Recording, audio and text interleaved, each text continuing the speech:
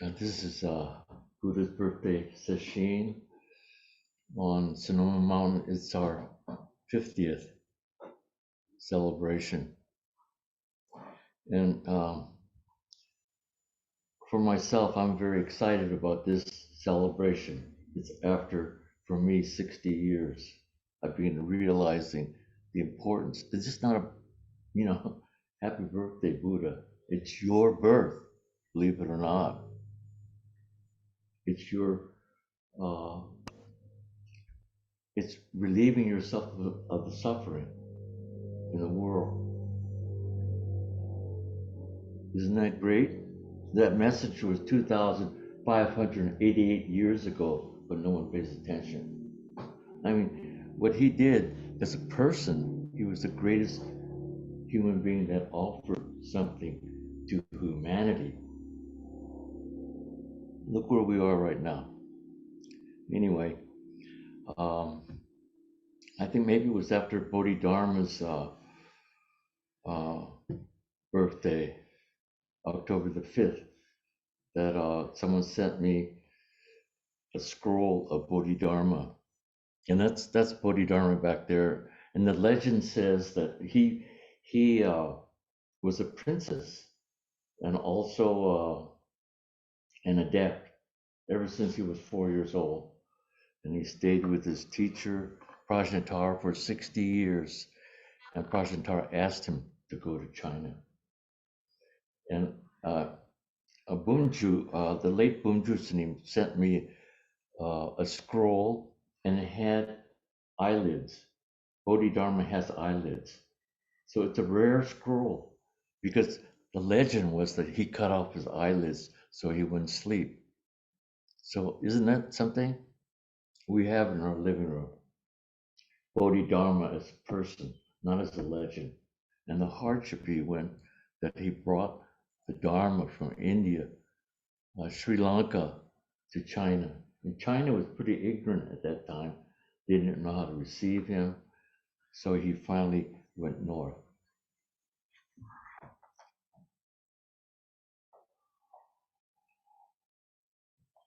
There's a lot to say. So Jishin brought a picture of the Buddha. And this picture of Buddha, she mentions, is the Dalai Lama and the Karmapa. The first thing when they go to Bodh Gaya, that's where Buddha enlightenment place is. And like you say, Tenga Rinpoche and other Rinpoches say, please visit, but not just visit, urge you to go and to experience for yourself where he was enlightened. Go and see it, you know? Don't just think about it. These are real things. And the his presence is still there. You can feel it when you go to Bodh Gaya. So we're really fortunate to receive this picture of where the Dalai Lama, His Holiness, and the Karmapa, where they go to Bodh Gaya and bow first. And this is the picture. I just got it framed just in 2 days. It's beautiful. It's more than beauty. It's our freedom. So you know, like people on the internet, you have to come here to see it. But this, can you see it in a little way? But when you this is gold leaf. The frame is gold leaf, but you can't really appreciate it until you get up close to it. And so what we'll do, we'll hang this in the Sangha house, right on the altar, and then when Buddha's birthday comes, we'll put it right up there, okay, on the altar. But people won't notice the difference. They'll see it as another photograph. But this is a rare, maybe this is the only one, only 2 or 3 in North America. So this is very, very important. So let me just leave it here. It's hard to see.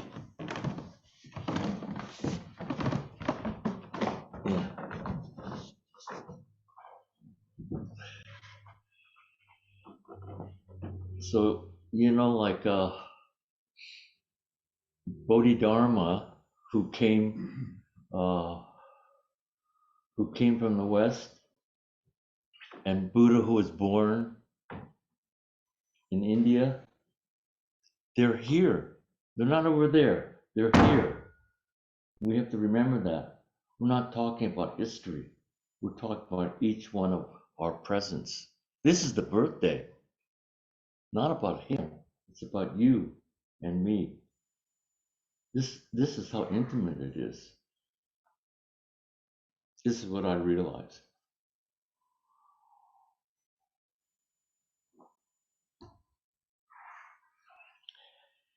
And of course, Buddha himself was also a person. And he did the greatest thing in human history. But not many people paid attention to it. So you can see where the world is right now. And what he did, he resolved through his teaching or his dharma, what he realized, the truth or reality, he resolved suffering. And not only he resolved suffering, he resolved reality. That's what people struggle with, suffering, because the subject and object has been separated. That's why we suffer. The subject and object depend on each other. There's female, there's male, there's sun, the moon, there's dark, there's light, but they're within each other. They're not separated. We separated it. That's why we suffer. Isn't it interesting? Well, you just think of a color of a rainbow. One color contains all the other colors. It exists that way, but we separated it. We separated it into subject and object. Okay. And he was an awakened person, not just a philosopher, but an awakened being that transmitted his awakening or his knowledge to people, to other living beings. It's interesting. On Saturdays, a lot of people come and they listen to a talk or something, but it's like you're learning how to swim, and they like to listen to the instructions, but they forget that they have to train in the water. You can't swim. Swimming doesn't exist if there's no water. The two go together. People don't like to train. In fact, we call it practice, but actually it's training. It's training the breath, the mind, and the body. The breath controls the mind controls the body. And you have to train.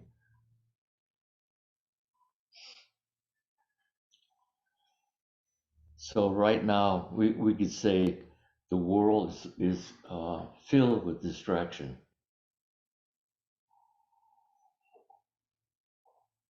And how long does it take for a human being to know what a distraction is? If you're distracted because your mind is scattered, your mind is not focused, so you fall for the distraction, and you fall for the media, you fall for the advertisement.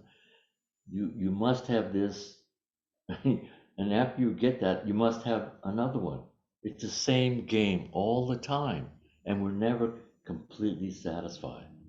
This is what Dharma is, to be completely satisfied. That's rare.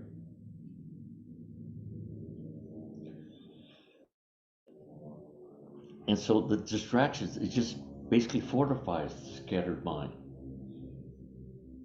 And people, especially now, seem like they have a weak resolve. After COVID, well, maybe it started even before, maybe it started when the computer came. I don't know when it started, but there's a very weak resolve to do something wholeheartedly and stick with it. That's the problem. No one can stick to things. And actually, basically, no one likes sitting. But sitting is the most supreme thing that we could ever achieve.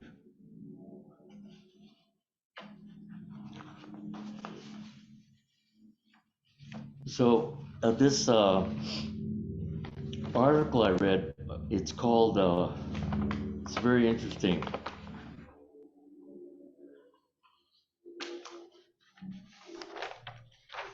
It's called The Three Worlds.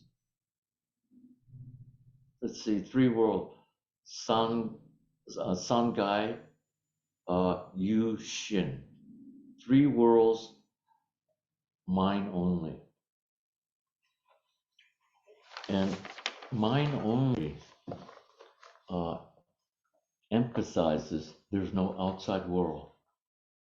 Things are not separate from you. So it's really very difficult to explain because what we see, uh,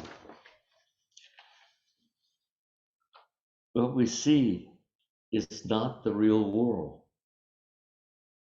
It's your projection into the object. And as long as you're attached to the objective world outside of yourself, you cannot see reality. And that's where the mind is focused. That's where we've been trained. So we see it naturally, we see it that way. We see it as outside of ourselves and separate. So we have to strive, we have to try to get it over there, but we don't realize it. It's here, not over there. Everything is here. Because if it wasn't here, how could you attain it? It has to be here first. It's not over there. So here, basically, this idea of mind only. Um, Objects that we see exist eternally and separate from the perceiver. You're the perceiver, and independent of our consciousness perceiving them, was regarded as the fundamental ignorance and the cause of suffering. So that's it in a nutshell. Our condition is the cause of suffering.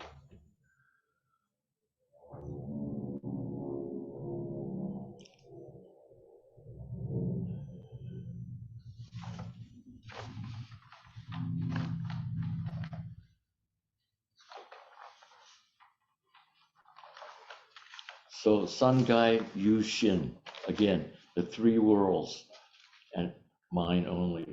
And this is in Dogen's writing, and Dogen quotes it from the Buddha, Lotus Sutra, other teachings, and he just rewrites it in his mannerism.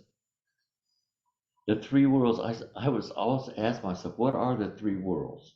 The three worlds is what most human beings, a majority of the human beings suffer from. One is desire, second is form, third is no form. Desire is volition, lots of thinking, okay? Form is matter, something solid. Non-matter is your action, how you act, how things grab you, or how you try to grab things, or push, or even push them away.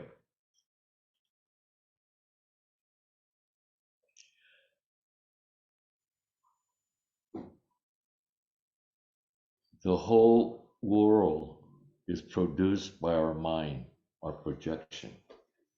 That's why there's no, the self is not complete.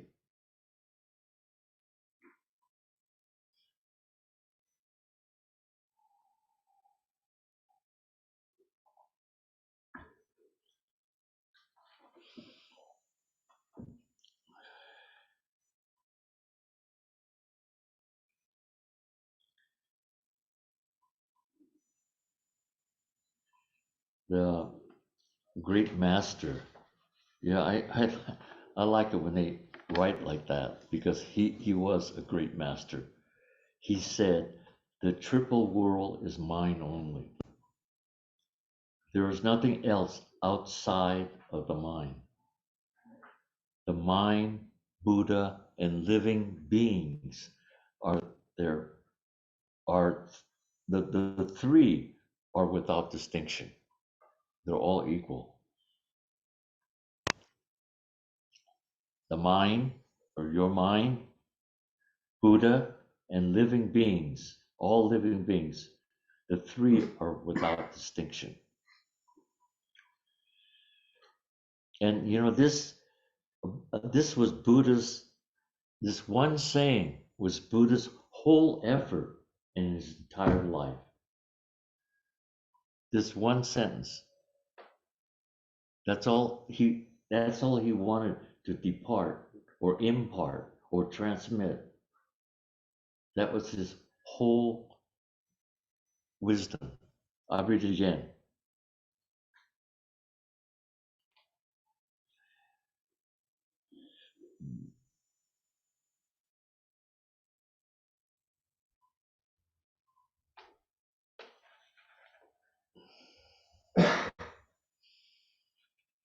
The triple world is mine only. There is nothing else outside of the mind. The mind, Buddha, and living beings. The three are without distinction.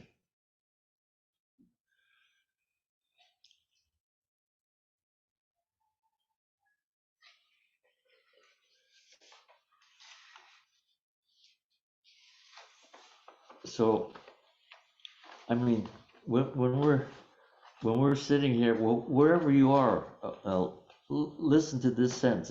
Maybe it's from the Lotus Sutra. While we are living in reality, or just while we are living, we are constantly getting rid of views and opinions. And at the same time, at every moment, we are looking directly at reality. So it depends how you see. It depends how you know your mind. And of course, there's the outside world, because what's all this? But Buddha says there's no outside world until you see it for what it is. In Zen, there's a sentence called "as it is." If you see things as it is, there's no projection because you aren't there. Your thinking mind is not active. Like a mirror, that's understood, right? Like a mirror, if you hold up a mirror, it just sees what's in front. That's seeing as it is, but that's also a realization or awakening. Seeing things as it is.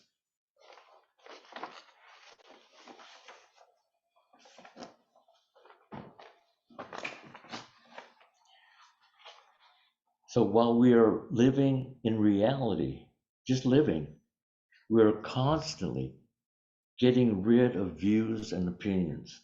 You like this, you don't like this. It just goes on and on. And at the same time, at every moment, we are looking directly at reality, but not as it is, with projection. So there are 30 verses. My talk this morning will be very short.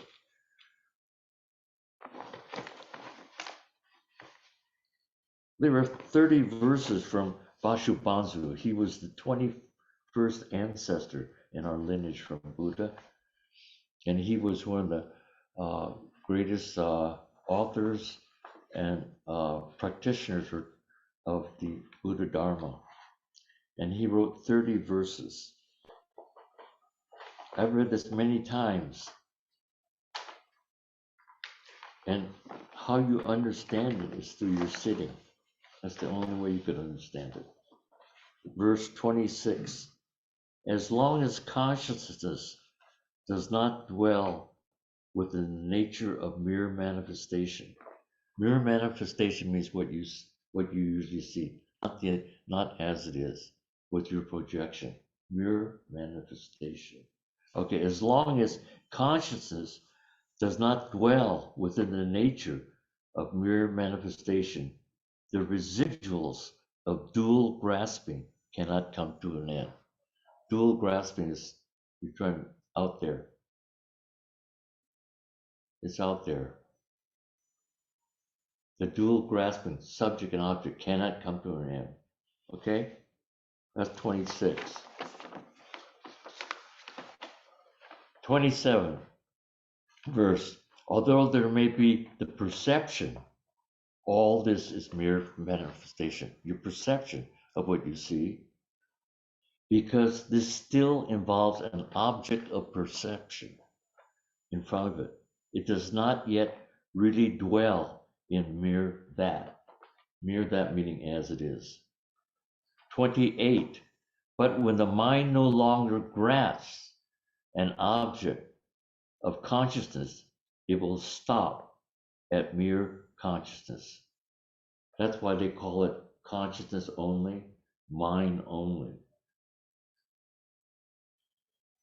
For without any object to grasp, meaning trying to get or trying to push away, without any object to grasp, there's no longer any grasping. You're freed from yourself.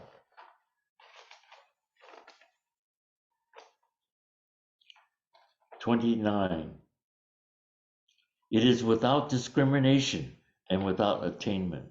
This is not grasping. We're not trying to get anything. In fact, we're not trying to do anything. But that's difficult to do, to not do anything, not think of anything. But you can accomplish it through sitting. That's the best way. That's how Buddha did it. It is without, well, we could say this mind is without discrimination and without attainment, grasping, that the supra-mundane wisdom operates. When this double incapacity, the duality, is abandoned, we call it the cessation of duality, subject, object over there. The cessation, when it is abandoned or dissolved, the transformation at the base is realized. You see your Buddha nature. You're liberated. That's it. In the realm of non-setback, this is 30, the 30th verse. In the realm of non-setback, you don't go backwards anymore. You know your foundation. You don't slide back. You know your foundation. You will know how to say, Buddha is here. Bodhidharma is here, not over there. You will know it firmly. It's unshakable, inconceivable, beneficial, stable, bliss, the body of liberation called the Dharmakaya, the body of the great sage Shakyamuni.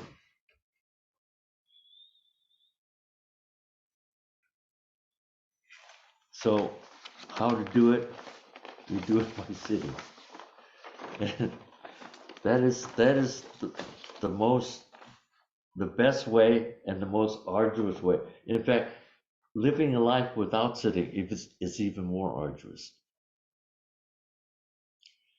So what happens? There's in the Heart Sutra, there's the 5 skandhas, and the 5 skandhas is form, sensation, perception, volition, desire, thinking, and consciousness. See, those are the 5 skandhas. Okay, so when those interact, you are incomplete. You are in trouble. And that's what most people, when they interact, Zazen suspends them so they don't interact. And if you keep on sitting, what happens is that everything in this room begins to be impartial. Every object is impartial. Even a speck of dust has the same value as the Nioi. Everything is impartial. So that's called Toji. So you separated, and then eventually will come non-doing. You're not even thinking anymore. It's interesting. The last Rohatsu I did, that was number 51. The first Rohatsu I did, there's a sitting. It's after Buddha's enlightenment, how he did it. But from 12 to 4, we sit. And some people sit in chairs, some people sit cross-legged. But anyway, there's certain rules. You can't leave the room. You can't lie down. You can't walk. But anyway, I mean, even so, there are rules. But if you have to go to the toilet, please go and come back. That's all. It's very simple. There was a student who he had the bladder trouble. So he told me, I said, yeah, just sit next to the door. When you want to go, just go out and come back. He never came back. It's amazing how people think. But anyway, so we sit those 4 hours. And so myself, I have to sit in a chair now. The first time I sat in this room was on a concrete floor. Uh, at that post right there, the Zenda was that much smaller. And I could sit full lotus. When he rang the bell, it felt like 5 minutes. 4 hours passed, but I really didn't know what happened. I didn't know the depth of what had happened. But my fault was to try to do that every Rohatsu, and I was completely defeated, completely failed, because I wanted to repeat that. I could never repeat it. So until it took me many years, 30, 30, maybe 40 years, what I finally did with my sitting, you don't do anything in sitting. Well, first you have to, maybe in the beginning you have to concentrate and make your know how to concentrate. Like when you're in a city, you see a skyscraper, you can focus and count the stories without being distracted. You concentrate. You have to have concentration. Okay. Then after that, you continue to sit and you try not to do anything, not to think. Just allow what happens and to be with it, not to criticize it. Let it come in, let it go out, because it won't stay a long time. Especially if you not wanting it to be something, to make it into something. And then at some point, this last Rohatsu, I sat in the chair, and then once in a while, your body gets sore, so you move around just a little bit, and then there's a thought in a long while. 2 thoughts is thinking, 1 thought is not thinking. It means you're still here. And that's clarifying the mind. That's all it is. But it takes a lot of training. But the training is realizing reality.